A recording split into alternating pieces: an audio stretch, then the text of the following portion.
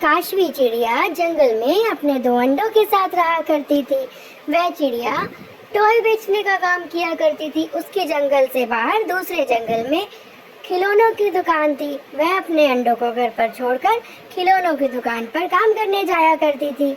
सुबह होते ही उसका काम शुरू हो जाता। वह अपने खिलौने बेचने की दुकान पर पहुंच जाती। दूसरे जंगल से पंछी उसके पास खिलौने लेने आया करते।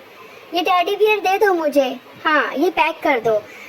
चिड़िया का दिन भर यही काम होता और शाम होते ही वह अपने खिलौनों को उठाकर संभाल कर वापिस अपने जंगल में आ जाया करती।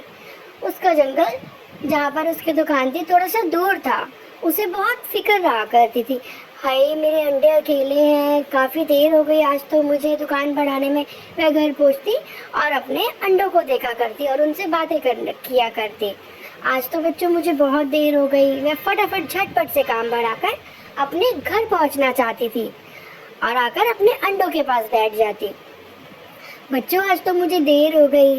और जैसे ही उसने देखा तो बाहर बहुत तेज बारिश हो रही थी और बादल भी गरज रहे थे, बिजली भी चमक रही थी और 2 दिन तक ऐसे ही बारिश होती रही। मैं काम पर कैसे जाऊँ, बारिश तो बहुत हो रही है। पूरी रात ऐसे ही बारिश होती रही। काश सुबह बारिश रुक जाए तो मैं काम पर निकल जाऊँ। चिड़िया ऐसे ही पूरी रात भगवान से प्रार्थना करती रही। तो जब मैं काम पर जाऊंगी तभी तो मैं खाना ला सकती हूँ ना, नहीं तो अनाज कैसे लाऊंगी, मैं तो भूखी रह जाऊंगी, फिर मेरे बच्चों को कैसे देखूंगी। चिड़िया पूरी रात बैठकर देखती रही, बारिश तो रुकने का नाम ही नहीं ले रही थी।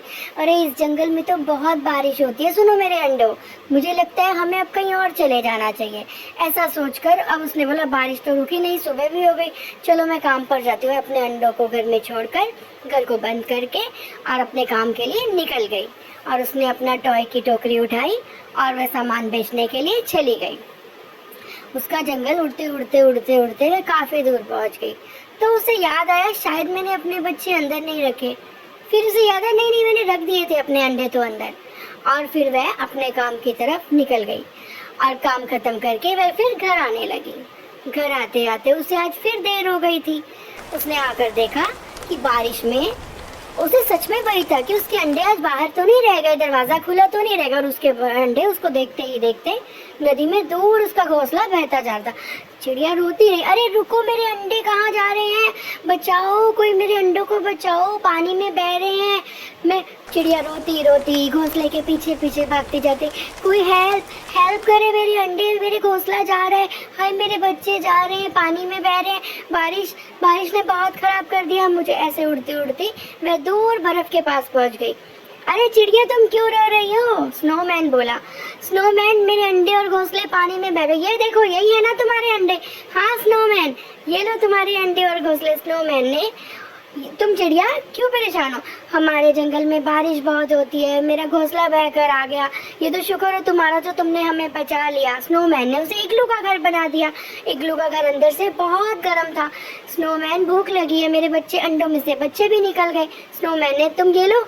स्नोमैन से वे जो बोलती वे खाने को दे देता। स्नोमैन ने उन्हें चावल दिए, दाल चावल दिए।